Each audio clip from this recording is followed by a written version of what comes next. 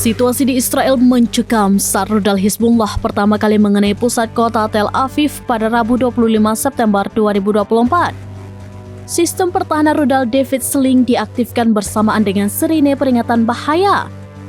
1 juta warga Israel pun berbondong mengungsi ke bunker bawah tanah akibat serangan di Tel Aviv. Dilansir dari Pars Today, situasi tersebut diungkapkan oleh radio militer Israel. Militer Israel mengatakan bahwa rudal Hizbullah telah berhasil menembus sistem pertahanan udara Iron Dome dan menghantam pusat kota Israel di Tel Aviv. Insiden itu pun mengakibatkan kepanikan parah bagi warga Israel. Terlebih, keamanan Israel juga mengaktifkan sirine peringatan bahaya dan pertahanan udara David Sling secara bersamaan. Melihat situasi tersebut, warga Israel berbondong-bondong mengungsi ke bunker bawah tanah. Di sisi lain, media Israel menyebut bahwa Hizbullah telah menembakkan ratusan rudal dalam operasinya itu. Media Israel juga menyebut bahwa serangan ini merupakan serangan rudal terbesar yang ditembakkan Hizbullah dalam setahun terakhir.